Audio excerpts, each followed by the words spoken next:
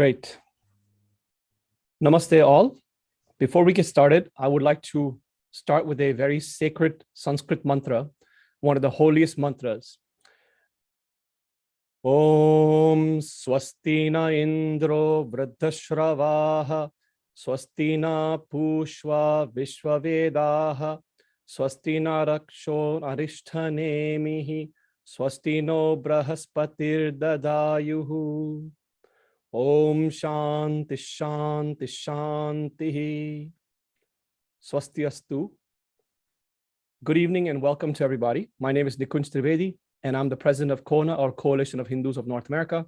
We are a grassroots advocacy and civil rights organization working on promoting and advocating for a better understanding of Hindu Dharma within North America and working on matters impacting the Hindu community. What I started off was a very ancient mantra from the Rig Veda, one of the oldest texts known to mankind, or humankind, as I would say. The reason I started off with that was one of the words that comes on that is Swasti. Swasti or Swastika, which is the symbol that is derived from the word Swasti, stands for all that is auspicious, all that is good, all that is peaceful. And it occurs in every religion that uses the Sanskrit language, namely the Hindus, Buddhists, Jains. So this is an extremely important word that permeates the sacred art, sacred festivals, rituals, etc., within our traditions. Why did I start off with that? Because today's conversation is going to have a very interesting discussion around a lot of the misconceptions that we have heard about this particular symbol. For various historic reasons that we will go into, this word has been wrongly and incorrectly associated with the symbol of death, destruction, and genocide. We also, as Hindus and as a Hindu organization, we stand firmly with our Jewish American and African American brothers and sisters to denounce any hate and bigotry that is perpetuated against those communities. And as vulnerable communities ourselves, we have faced similar situations. However, it's very important to understand that the symbol that we are talking about as far as the symbol of hate is concerned is not the swastika, but it is something called a Hakenkreuz, or hooked cross, which we will talk about today. Many times people don't see the difference. Context matters. When you see, as Dr. T.K. Nakagaki had said once recently, sugar and salt look very similar, but taste completely different. So context matters. Something that may look very similar can have a completely different meaning. For example, no Hindu or Buddhist or Jain will go and spray paint a hate symbol on a Jewish synagogue or a tomb, etc., because we understand the power of a symbol, and therefore we use our symbols in the most sacred way, and that symbol is known as the swastika. I can go on and on, but what I would like to do is just conclude by the fact that in 1922, the New York Times covered the rise of Hitler, and the words that they used to talk about his movement was the Hakenkreuz movement. They also called his followers the Hakenkreuzlers. In 1925, the Jewish Daily Bulletin Index, which was a prominent journal at that time, used the word Hakenkreuzlers to describe the followers of Hitler, and talked about how they were molesting Jews, how they were interrupting rallies, being loud, and generally disruptive. So the fact that a Jewish Daily Bulletin Index uses that word 18 times goes to show that the word Hakenkreuz was popular at that time. Similarly, the German language does not have any word called swastika. The German language, however, has various words that describe the cross, such as the Hakenkreuz, which is the hooked cross, as well as Krummkreuz, crooked cross. There's so many different types of words that we have, and you can find more information and a booklet about that on our website if you go to cohna.org, cohna.org/swastika. For example, the Christian cross is known as the Christenkreuz. The Knight's Cross, which was a symbol created by Hitler to award army, like basically soldiers, the paramilitary forces of Nazi Germany, was known as the Ritterkreuz, or the Knight's Cross. Similarly, Balkenkreuz is known as the Beam Cross. Wilkenkreuz is known as the Angle Cross. So as you can see, all of these words, the root has the kreuz in there. Why am I bringing this up? It's because it's really important for us to distinguish between symbols of hate and symbols of peace, auspiciousness, and goodwill. The swastika is the latter, which is the symbol of peace, auspiciousness, goodwill. So today, I want to introduce Jeff Kelman. Jeff is going. We actually got in touch with each other probably last year, if I'm not mistaken, where we were talking about research on the Hakenkreuz and swastika. And Jeff has written a research paper. He is a researcher primarily focused on symbols of hate and violence stemming from state-sanctioned propaganda and imagery. He earned his MA in Holocaust and Genocide Studies from Gratz College in early 2021. His master's thesis explored the role of Christian cross as a symbol at the forefront of violence and discovered deep and extended history of dark association, while at the same time discovering a contrasting historical legacy with that of swastika's history of violence, swastika being in quotes, because he uses that word to kind of just talk about the symbol, but it's not really a swastika, which he found to be profound, though brief, with the Nazi years from 1933 to 1945. Furthermore, the symbol misappropriated by the Nazi Third Reich was not even truly a quote-unquote swastika, but an altogether distinct symbol called the Hakenkreuz. So he will be presenting highlights of his research, and then we will go into a conversation followed by a Q&A. So Jeff, please take it away. Thank you, Nikunj. Thank you for that. And just so that I'm, it can be easy sometimes to go a little over on time for this. So I believe you had put me for about 30 minutes speaking, Yep. and 30 for what is that still good? Starting? Still good. Okay. All right. Excellent. And some of your points will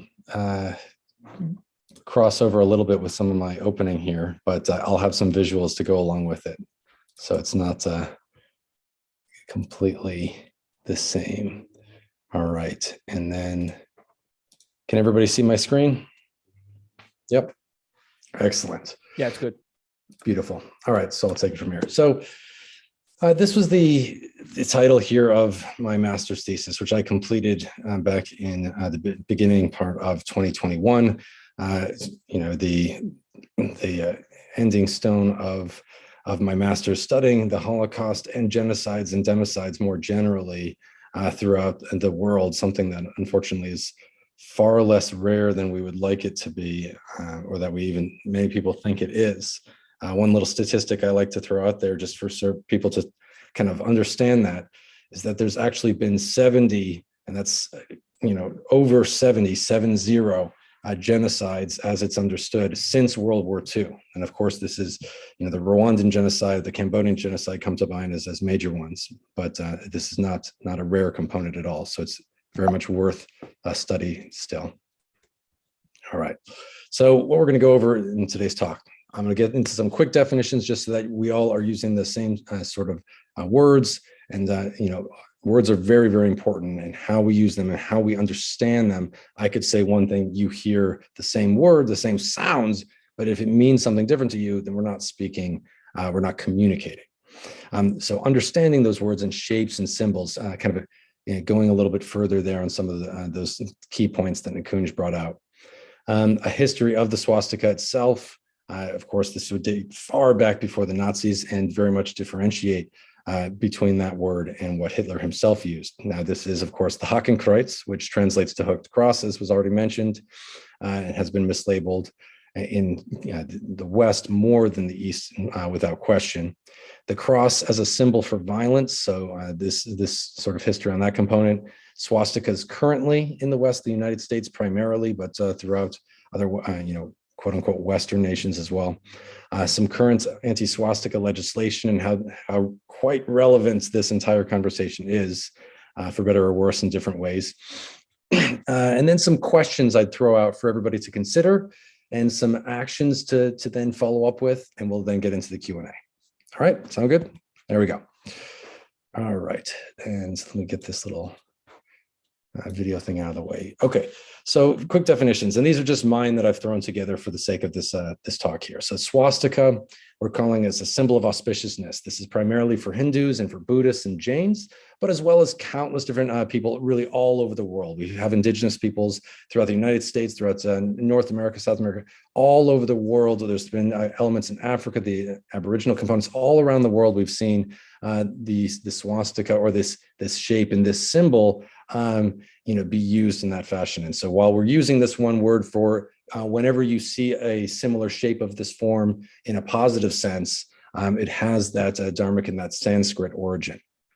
Now, Hakenkreuz itself translates from German as hooked cross, and we've seen this used in Europe in a variety of different ways. So over to the right, you'll see a little shield-looking symbol, and that symbol is a traditional Hakenkreuz as would be used in a Germanic, principality back when there was, the Balkanized version of Germany all throughout, a heraldic version of this symbol.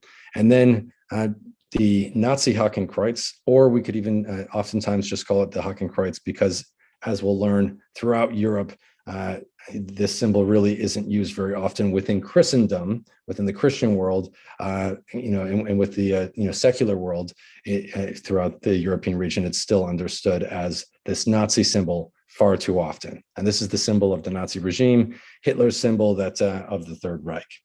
And as I was mentioning again, just real quick back here, as recently as the 1920s and 30s, the swastika was also used in the Western world. So you'll see this symbol up in the left. I have a bunch more pictures in a later slide, but there's a whole host of different tokens and different pieces here where the swastika was used as just a secular sort of good luck general symbol, like a four-leaf clover or something, horseshoe or something of that nature.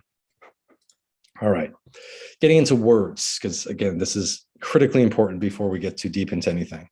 If you look at even the word anti-Semitism, there's been a whole movement over the past few years to move away from anti-Semitism as a hyphenated word and into simply anti-Semitism as one word. So the meaning of words can change, the look and feel of a word can change, how it's even spelled or what sort of punctuation might be involved can change.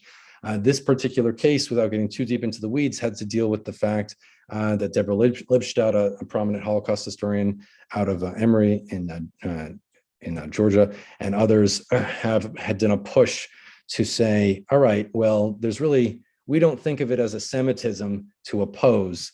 So there shouldn't really be this split piece of anti and whatnot. So let's rework that there. And so now more prominently and more commonly amongst Jewish scholars and others, you'll see it as one piece.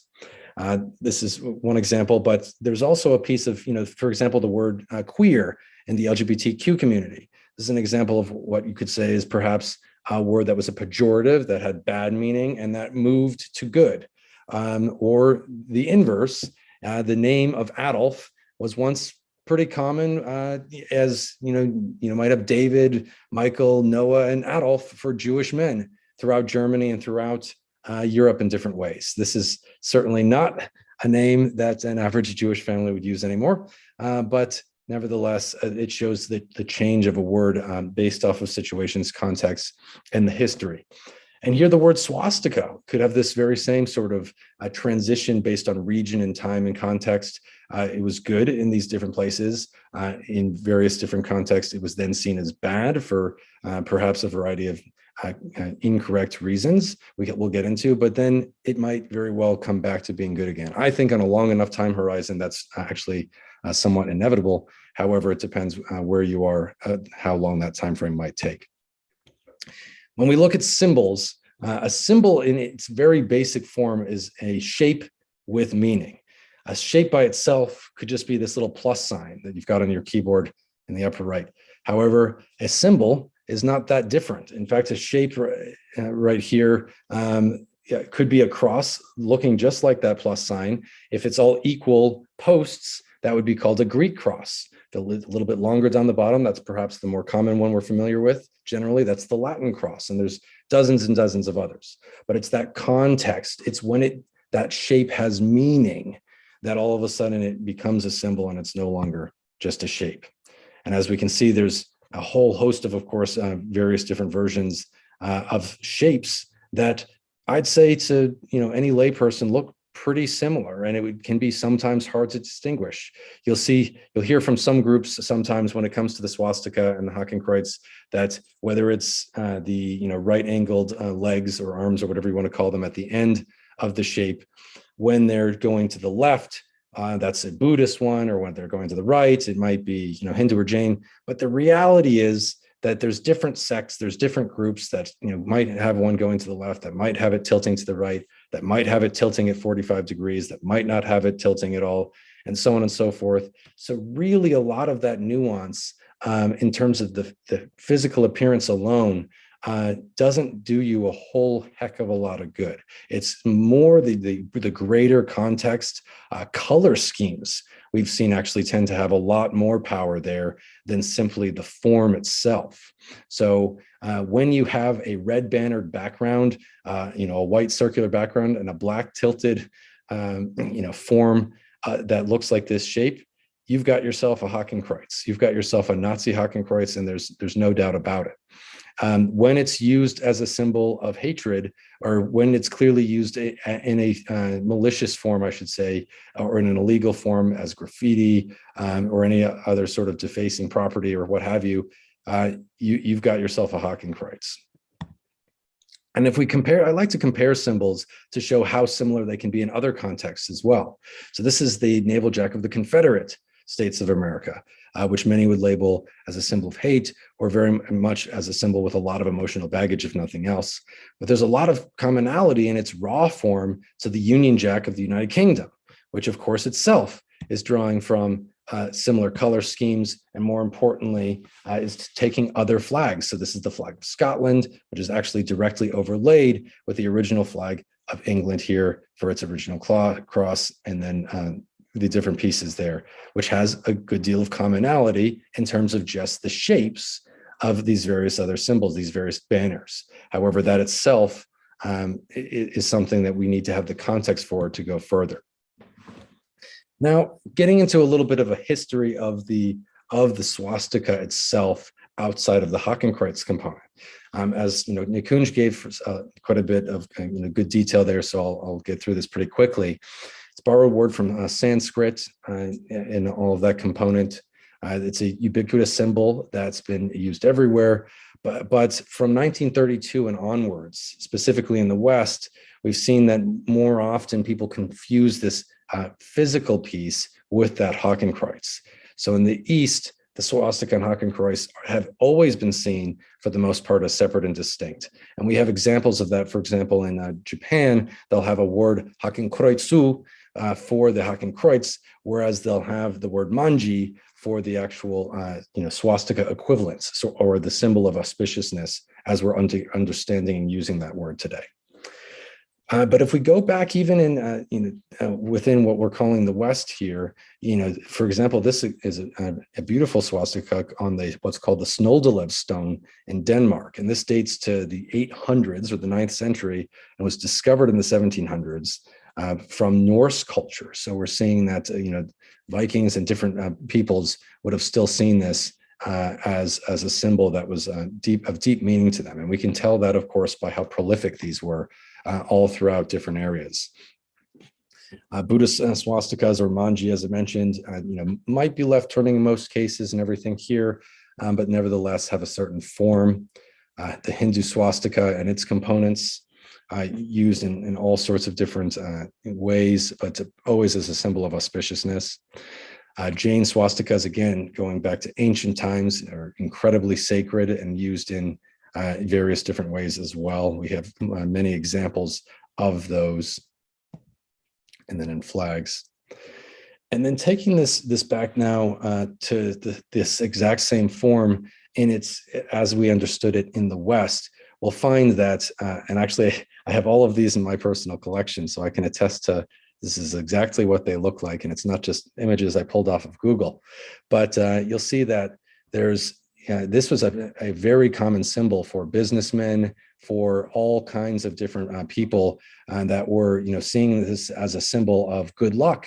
That would have been Christian, Jewish, any number of different flavors of humanity, but they would have nevertheless found this as a very, lucky and auspicious symbol for their businesses.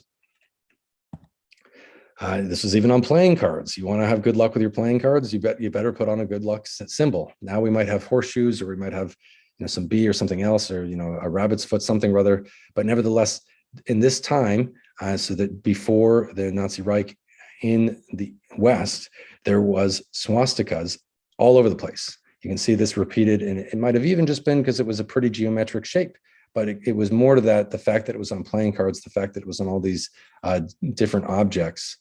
And you'll see that even Coca Cola had a swastika emblem that it was giving out. Everybody was giving these things out because the fact was that this was a symbol of good luck. It was a symbol that was universally, for the most part, understood in that same fashion as beneficial. And if you go back further, for specifically Jews, as the swastika was understood, we don't have a direct written understanding of how this may have been interpreted, but there were swastikas. This is an ancient mosaic swastika that's actually found on the floor of a synagogue and various different Jewish buildings in Israel itself. These are other pieces that I've got in my little collection here that show that for Jewish businesses, so the other coins that you saw and other tokens and emblems were, all sorts of different folks. However, in this case, these were specific Jewish businesses. So we have Ben J. Goldstein's, and this coin is worth $1 on a purchase of 20 or more. However, we invite you to open a charge account. And of course, we're going to ask you to do so with a big swastika on the back to show how positive that means to us. And here, Greenberg's, one check good for 50 cents, 10 cash, so on and so forth, with the swastika right on the back.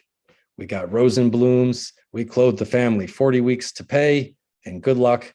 It shows you as well the fact that in a lot of these cases, you have a swastika prominently displayed there, but right next to it, you'll see the four-leaf clover, the horseshoe, and all these other symbols, indicating that that's exactly what it's equated to. And this one I find to be perhaps my, one of my favorites, because this is a coin that shows no image or shape or symbol of the swastika, but shows that even the word had a positive connotation being given out as a token. And it's associated in this context with a six-pointed star. I can't say for sure if it's a Magen David or a Star of David, as we'd call it. I'm actually really, really anxious to learn the deep history of this particular coin, but I found this to be another fascinating example from that same time period, predating the Nazis. And of course, it is with the Nazis that we have this Nazi Hakenkreuz that strikes fear into the hearts of so many, and that does have such a negative connotation, rightfully so, being that it's associated with one of the worst atrocities in history. And we see that symbol, though, and what it was referred to as, Hitler always called it himself a Hakenkreuz. And to this day in Germany, I've confirmed this with countless contemporary Germans and academics and others, they refer to it as the Hakenkreuz. And only if you were very specifically referring to the symbol of again, a Hindu, Buddhist, Jain, what have you, would you differentiate that, and you would differentiate that as a swastika. You wouldn't be talking about Hitler's symbol that's used in some clearly religious fashion. But going to the history on that there, where that may have changed, at least as it regards to the United States most prominently in the West broadly, we see that the New York Times, dating back to the 1920s, called the symbol a Hakenkreuz. But then sometime, specifically in March of 1933, another New York Times article, of course, the New York Times being perhaps one of the most prominent, if not the most prominent news pieces, especially in its age, an article titled "Hooked Cross, an Old Symbol. From India, the swastika made its way to Germany." And, a scholar from which I have derived a lot of inspiration for this work, T.K. Nakagaki, actually has written that the New York Times would have been more accurate if it were written instead. Swastika, an old symbol from India, made its way to Germany as the hooked cross, and argues for the fact that there should be two words. And I actually like to include an entire quote here because it's very important, I think, to overall the understanding of potentially some of the Christian components and possible motives, while this is also noted very clearly as potential speculation. And I'll point that out. I'm going to read this entire piece. What could have been the benefit from translating Hakenkreuz into swastika? It might have been that the swastika could hide and shield the cross. Perhaps American England wanted to prevent their citizens from believing that an image that their enemy, Nazi Germany, was fighting under was a cross, which is a sacred symbol for Christianity, to prevent any feeling or affinity or sympathy, emphasizing the otherness of Hitler's symbol, that it was a symbol of pure evil, may have been a way to demonize the enemy. Now, this is speculation. However, visual propaganda was an important part of the Allied war effort and was also used to demonize the Japanese and Japanese Americans. So it's a possibility. What is certain, though, is that the word swastika would not have become a taboo term if the English language had two separate words. And that's, I think, perhaps one of the most important closing pieces to that quote. So I wanted to make sure to highlight that. Now, Christianity has quite a history with the Hakenkreuz as well, outside of the Nazi understanding of the Nazi Hakenkreuz. And there's another word that we can introduce called the gammadion that was actually used through the 1800s and before swastika had really become more popularized due to Heinrich Schliemann, who was an archaeologist, and we can kind of brush over that pretty quickly. But Hakenkreuz were symbols used in heraldry, as I mentioned earlier. This is a clear example of all the different crosses that might be on shields and on your escutcheon. Here, these are not swastikas, these are crosses. And this one right in the middle, so third row down from the top, 4 over from the left, you'll see the one that I pointed out earlier. It's right in there with the rest. And you'll see other ones that are tilted. You'll see the cross of Jerusalem is this one that has the little ones next to it over there. There's quite a bit of violence that was carried out underneath that banner throughout the Crusades for hundreds of years. But as you can see, it's right there with the rest. And speaking of the Crusades, prior to the Hakenkreuz, the fact was that this is oftentimes brushed over, but the Christian cross as a symbol was in many ways one of the scariest emblems, specifically to the Jews, if not other groups. Speaking that I've given talks of this nature to other Jewish groups, they can attest to this.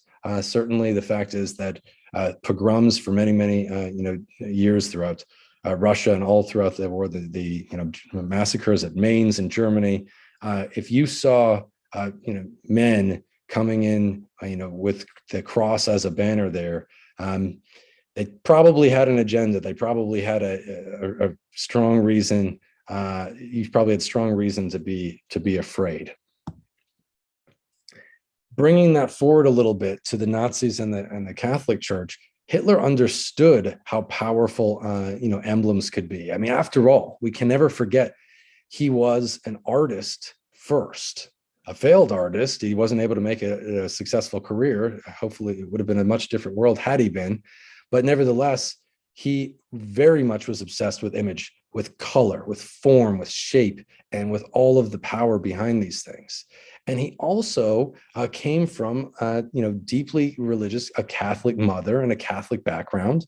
And although he personally moved beyond religion, and in many respects, scholars will say that he almost was creating his own religion, he needed his own banner and was drawing on some of that traditional symbols and heraldry of Christendom. This is just an image here of him, making close with, Catholic dignitaries. Literally, if you were to hop off this Zoom and do some Googling, you'll find that as recently as yesterday, there's been some revelations as it relates to the Vatican papers, as they're calling it now, which are secret archives that were first revealed during the start of COVID. So this was actually too late for me to incorporate into my master's thesis, although if I continue into a PhD, then we'll see. There's a lot of translating that needs to be done from the original, Latin and everything else there. But there's archives that are, coming out in real time, talking about Pope Pius XII, who there's an image here below showing him. He was the Pope who we've all scholars have essentially determined that in many ways he at the very least didn't do enough. However, the Vatican papers that are coming out in real time might just show, and I think they have shown already from my brief overview since yesterday, that he went a little bit beyond not doing enough to prevent components, but actually was complicit in many regards. From a Protestant standpoint, so understanding Germany as it is, there was and there's a strong component of Lutheranism. After all, Martin Luther was from Germany, and the Protestant Revolution was born in Germany and spread from there, from the 1400s. But the fact is that beyond that Protestant piece and the Lutheran piece, there's also a good number of Catholics in Germany, estimates in the 20-ish and beyond percent, depending on the time frame that we're talking about as well. A minority, but nevertheless a powerful one, from which many of the Nazi hierarchy actually were Catholic. That was true for not just Hitler, but also a lot of his other commanders.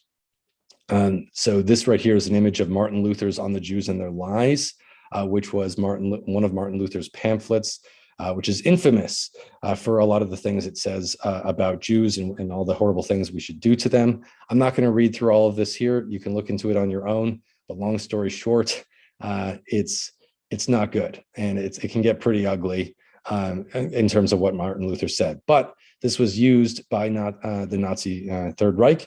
And as you can see right there, the Hakenkreuz is proudly displayed behind Martin Luther, and showing 1483 to 1933 that there's a clear continuity. They're trying to at least propagandistically draw and say that On the Jews and Their Lies is now being carried out by the Nazis.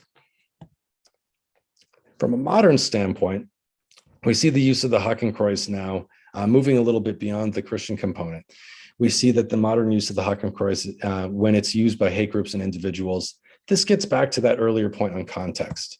So anytime you see it used in a hateful standpoint, or in a very deliberately illegal or standpoint, as we're seeing here, there's no question this isn't a symbol of love. This isn't a symbol of a swastika, as we should distinguish it.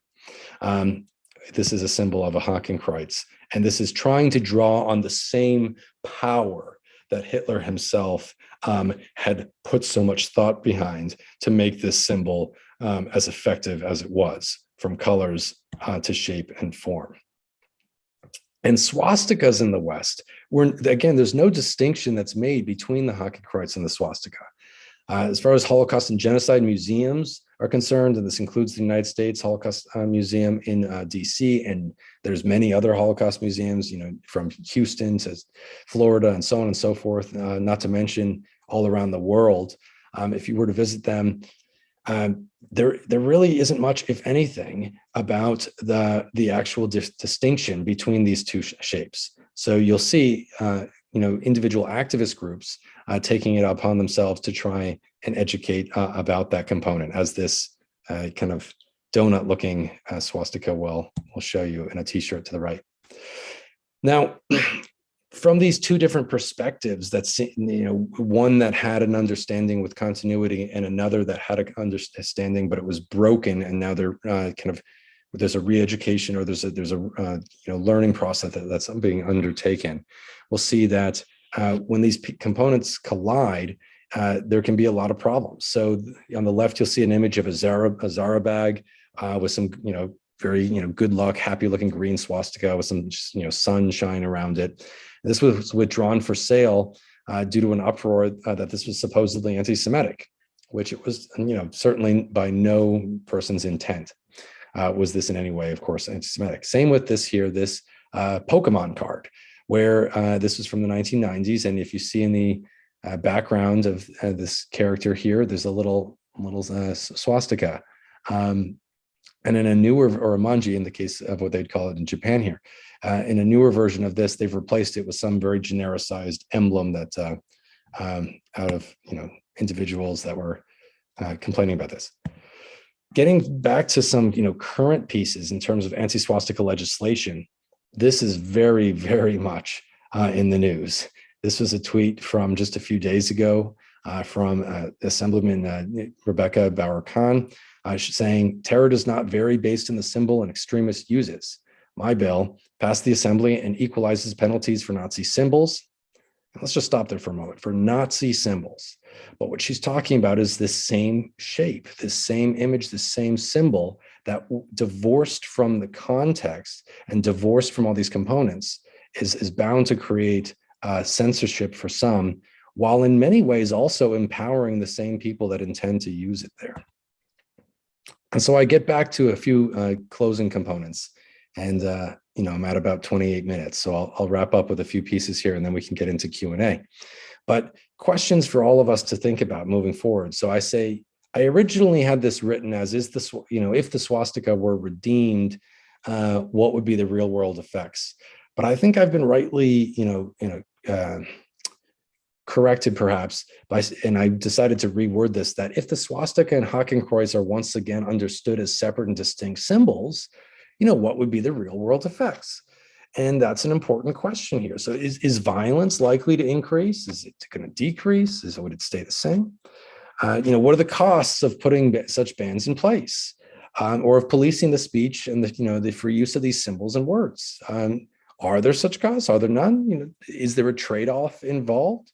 And might the free and legal use of a Hakenkreuz or swastika, regardless of intent on either side, might that itself still have social costs?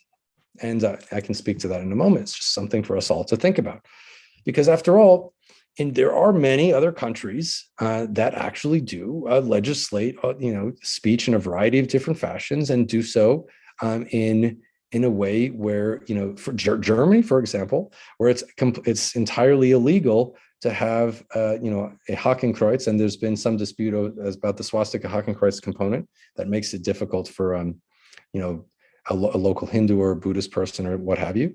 But nevertheless, in a lot of these different countries where there might be laws around it, very similar color schemes pop up. Lots of other things pop up where they're still trying to draw on that power. But when in fact you have a First Amendment and it's allowed in the first place, the appeal in a lot of ways is lessened, I would find. And at the same time, we have to consider that there's social costs, or the potential for social costs, nevertheless. So, I happen to live in the Northeast up here, and if at any point, somebody were so inclined, they could walk down the street in the United States with a large Nazi Hakenkreuz banner on their back. It would be entirely within their freedom of speech to do so by the letter of the law. But I imagine, I would say that this is more than imagination, there'd be a whole host of costs on them from the standpoint of their job and the standpoint of people just looking at them, potentially even taking some actions and so on, outside of any sort of a legal framework. So I find that in a lot of these other nations, we see that hate's actually energized when we ban, and that we don't find any shortage of these lookalikes. Now, you'll oftentimes hear this phrase, of course, that there's a duty to never forget. But at the same time, I think it's very important, and speaking from a Jewish standpoint, but from any particular standpoint, we must also not trample the rights of others in the process, because then we're not furthering anything there. We're not actually maintaining the fact that we wish to never forget, and at the same time, we're actually causing harm. So we've seen that we're going back to 2007. We've started to see some more relations across these religious groups, opening up that understanding, and it's good to see. I can speak to that personally from some of the synagogues that I've spoken to, and Holocaust survivors that are starting to say, they didn't know that there was all this different understanding of the symbols, and that had they just known, they're actually okay with it. Something we should probably tell our legislators. All right. Now, what can you do? Well, we can differentiate in word choice between the Hakenkreuz and the swastika, the manji or wan. And if you need to translate it, I'd say we can translate it to hooked cross. So you understand that Christian connection, but at the same time, I like Hakenkreuz personally because this maintains the German and Nazi connection as a German word. And there's many loan words, throughout English and many languages as cognates, so I don't see any problem linguistically there. Another thing I like to throw out there in terms of some personal inspiration, because I think, frankly, this was so much of a galvanizing force behind my own work, but also a lot of different people's works in the field. There's another scholar named Stephen Heller that wrote on this earlier, And he wrote, a variety of books that come to an opinion quite different than T.K. Nakagaki. But after reading T.K. Nakagaki's book and understanding, how in-depth his research was, Heller actually has come around quite a bit to saying, you know what, I was wrong. So I'd say that I recommend to people to get this book. It's called The Buddhist Swastika and Hitler's Cross. You can find it on Amazon, highly recommend it. And then have different events. So between Buddhists, Jains, Hindus, and others, we've got to continue to have these sorts of conversations. I'm coming from a Jewish perspective, so there's probably still quite a bit more that I could learn about this, beloved symbol and everything else there, and maybe something I could show about, how we go about these things, so perhaps a process and what sort of time things take, and so on and so forth. But ultimately, in the end, I'd say that fear itself can't prevent another Holocaust. However, disarming these extremists and taking away their symbols of hate just might.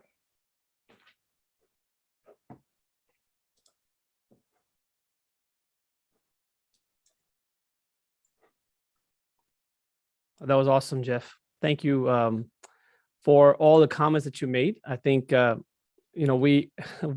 so much to kind of unpack here. So we'll go through the Q&A. The first Q&A question that somebody had earlier, well, let's say, it's really about has the swastika been demonized because they want to kind of sever that link between the sort of the Christian connection, as you had mentioned earlier. What are your thoughts on that?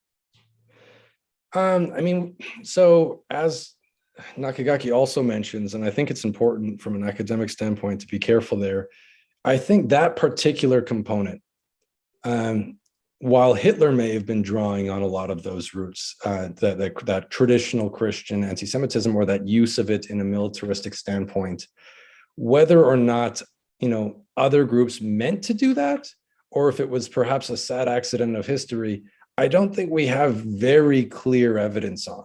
We have evidence on, as you've pointed out yourself, Nikunj, that it was once called the Hakenkreuz, and then even the same publication, New York Times, then later went to calling the symbol and the followers, the swastika.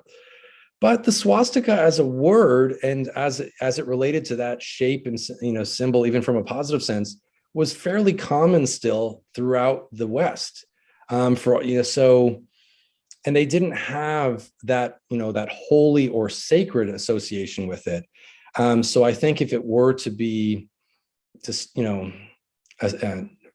imbued with a negative connotation in that sense, it wasn't necessarily the end of the world to a lot of, regular, Christian or secular or Jewish people in the West.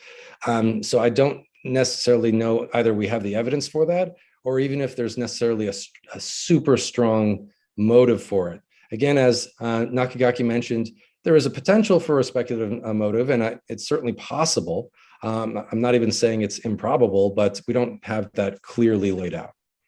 Yeah, one of the things that I always kind of point out to people, like if you go to our website, cohna.org/swastika, I have a big quote from Max Muller. This is a quote from 1880. And this is a really important quote, and which I found, which 2 years ago, I changed my perspective on swastika. I myself, as a Hindu, used to think that, Hitler may have used swastika. But then after doing deep research for 6 months, I changed my viewpoint and say, once you find the truth, you can't go back. So here we are 2 years later. So I always read this quote because it's really important. German archaeologist who was Heinrich Schliemann, he's the one who discovered the mound of Haserlik. And he talks about, he sends a letter to Max Muller, who's a sort of quote unquote expert on, Indology and things like that. And he asks him, hey, what is this symbol? Because this guy, Emil Bornoff, one of his assistants, says that this is a swastika. Okay. So to that, Max Muller says the following: I do not like the use of the word swastika outside of India. It is a word of Indian origin and has its history and definite meaning in India. I know the temptation is great to transfer names with which we are familiar with to similar objects which come before us in the course of our researches. But it is a temptation which the true student ought to resist, except it may be for the sake of illustration. The mischief arising from the promiscuous use of technical terms is very great. the occurrence of such crosses in different parts of the world may or may not point to a common origin. But if they are once called swastika, the vulgus profanum, which means the common masses, will at once jump to the conclusion that they all came from India, and it will take some time to weed out such a prejudice. This was a powerful quote. It's almost like he's forecasting what the heck is going to happen. Because if you look at New York Times, if you look at what we talk about today, this is, for me as a Hindu, this is a grave case of cultural misappropriation, where the Hindu, Buddhist, and Jain voices have been completely ignored. Because, for example, India was not independent until 1947. So we didn't really have a voice on world stage. We were a colonized country. And so the religions that were sitting there were a bunch of heathens, these backward religions. And hey, who the hell cares to just use their symbols or call it whatever you want? It was only after the independence of a country, as well as people like us who started to make more noise, that there's a lot of sort of education around this going forward for the last, call it 70 years. So I think the point about Christianity, regardless whether it was a Christian mischief or not, there's speculation, but it is definitely a case of cultural misappropriation. Because as you said, Hitler never used the word Hakenkreuz, and you've shown that illustration. So, but there's another question actually.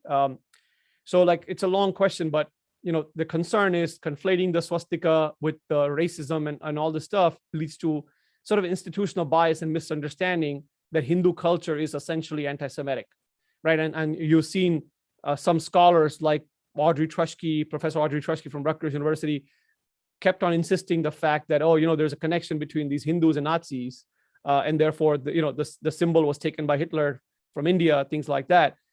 So how do you kind of build bridges between the Jewish community and the sort of Hindu, Buddhist, the Dharmic communities to develop a common understanding between the communities? And you pointed out that the Hindu-Jewish dialogues with the summits that happened in New Delhi and Israel were a very, very important first step. But, how do you start to build this dialogue? Because the word itself upsets many people who are closed-minded. What are your thoughts on that? Yeah, that's a great question. And I'll kind of speak to 2 points there. One is the Audrey Truschke component, which is just that I actually did see some of that back and forth in some of the tweets there. And there's been a variety of different things she said. We don't need to get too into the weeds, but just one point that she said that was just flat out wrong, which is she goes, well, Hitler never used the word genocide either. And it's like, well, of course, that was coined by Raphael Lemkin after, World War II. No, duh. But the fact is that Hakenkreuz and swastika both existed before, during, and after. This is a completely inapposite comparison. And, certainly, and anyways, but to the next point, I think as to how it relates to,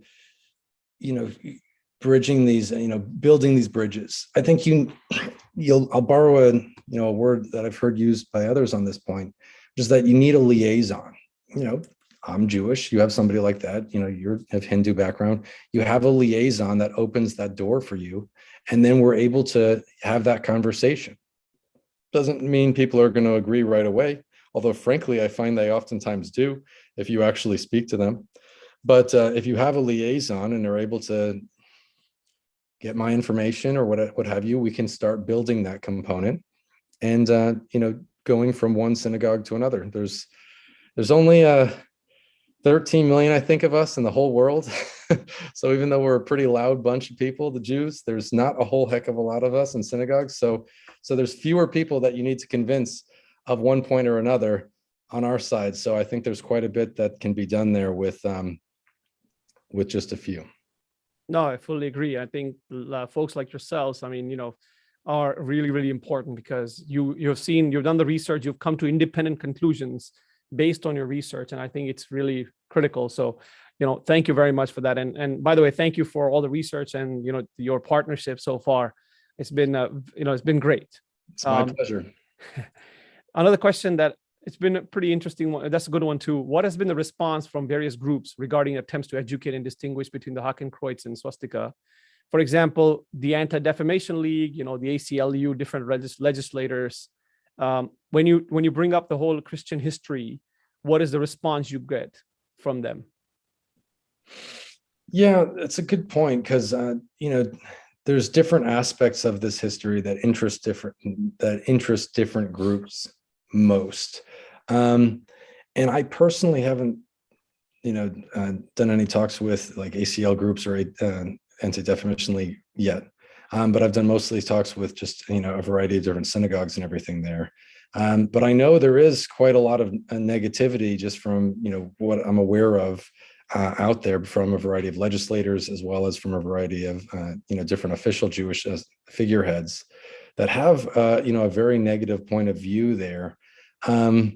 That's quite entrenched based out of that same component of fear. But I, other than a couple brief online interactions I've had, if you're actually able to sit down and speak with them, coming from a Jewish standpoint, look, I was raised Jewish. I've had my bar mitzvah. I've been to Israel. I've been to the death camps, into Treblinka, Auschwitz, so on and so forth. Having a liaison, I think, goes a long way to having them understand that, I have distant Holocaust, family members that were lost in the Holocaust and so on. So, having a liaison like that, I think, changes the conversation quite a bit from, here's my point of view, and let me help try to bring you to a point of understanding, versus, hey, we're both coming from the same initial point of view, but I think you're not looking at this. And there's an element that I think works within all Jewish understanding, which is this notion of, there's a Hebrew phrase, tikkun olam. And it's a super popular phrase that just essentially means repairing the world or healing the world. And whether you're religious or not as a Jew, it's a very powerful underlying component if you care about your Judaism at all. So if you're able to come from that standpoint of the tikkun olam benefit of not doing harm, it's almost like a Hippocratic oath of sorts, of not doing harm, but actually understanding that you could be doing harm by in placing bans of this nature. When done carefully, when done slowly, when done thoroughly there, and when done with a liaison, I think that's how you win on that front. It's funny you bring that quote up, because there's another Sanskrit sort of a shloka or verse, and the ending, it says na kaschit dukkha bhag bhavet, which means that essentially says, don't let not everybody be sad, and let not sorrow be spreading, right? Essentially. So it's kind of just like that. So there's a lot of these components that you find across cultures. And to your point, when you want to don't spread sorrow, you have to also understand that there are people out there who are, what's interesting is people say that, India never persecuted the Jews. And I slightly correct them. And I say, no, it's actually the Hindus who never persecuted Jews. It's not India, because India was under foreign rule for many years. And there were a lot of attacks on Jewish community under that foreign rule. So I would not say that the India, which was pre-independence India, the colonized India, whether it's the hands of the Islamic invaders or the British, they did persecute the Jewish community. Not the British necessarily, but before that. But anyways, the reason I bring that up is because there's been a long history of Hindu-Jewish relations. And, even today, when you go to India, there are pockets of small minority of the Jewish community. I think the oldest synagogue outside of Jerusalem is in Pondicherry in India. So it goes back so many years. And that relationship is really, really important. And a lot of people in America don't know that or appreciate that. So I think the education, not just for Jewish and Hindus, but in general, right? Because the word swastika is mislabeled and misused by a lot of people, not just the Jewish community or other people, but it's like normal people, because that's what they learn. So I think these types of educational campaigns are important. And your liaison point is really, really good. Another question that people had is, you talked about California, right? So what can we do, right? We're working on a campaign, trying to work with Assemblywoman Barr Cowan's office to see if we can do something. They haven't responded yet, but at least to do something, change some of the language. In your thoughts, what can we do? What more can we do from an outreach perspective? Yeah, I mean, you and I can talk, Nikunj, because I'd be open to potentially talking with her directly in various ways from a Jewish point of view and seeing if we can do something there. Certainly from an informative standpoint. Personally, I think there's so much danger in regulating any sort of symbols, no matter how clear it is today that it's a symbol of hate, or not. Because I know your organization has said you want to make sure that it's Nazi Hakenkreuz and so on and so forth that it refers to in her legislation. But I see the legislation when it's trying to control for how people use symbols. There's just a lot of slippery slopes that can cause harm, if not now, at some point. And it's very hard to predict that in the long run. But I understand also where you guys are coming from, because you might see it as, well, this might be happening anyway, so let's try and get the best we can out of something. So one way or another, I know she's got a Jewish background. Obviously, I think she even has Holocaust survivor yeah, she does. Background.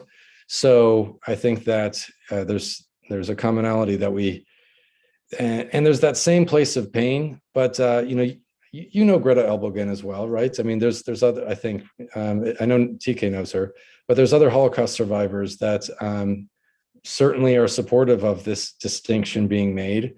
And so I think, using that as another component of liaisons for this, education is what we could do there.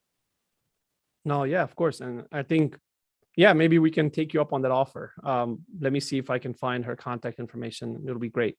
I do stand corrected. The oldest synagogue oldest synagogue is in Kochi, Kerala. So that's where the synagogue resides. And I know in modern times, between Israel and India, it's like one of the hottest vacation destinations is from Israel to go to India. Yeah, that's correct. So it is. No, it is true. That's so these, obviously this is a complex conversation, and we need to kind of have just 1 second.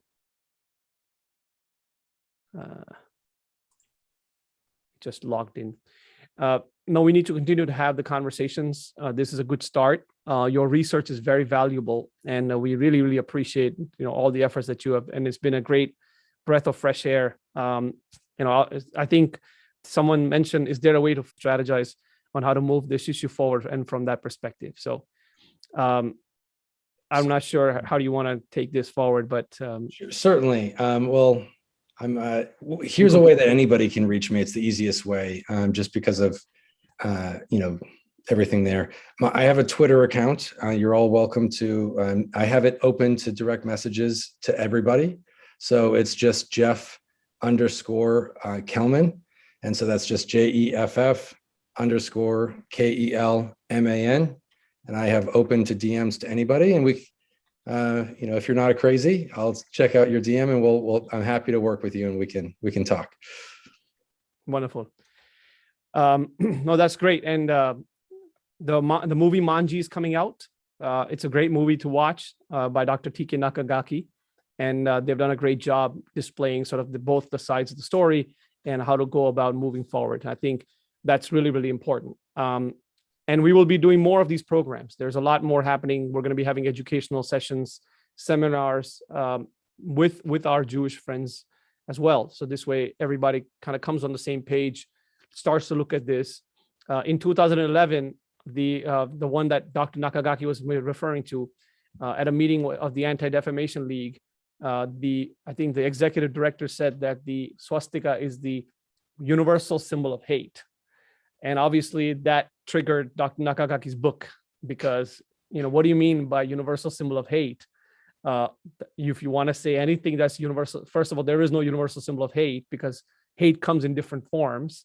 But the symbol that you are referring to is the Hakenkreuz and not the swastika. And nearly 2 billion people consider the swastika as a symbol of peace, well-being, and prosperity.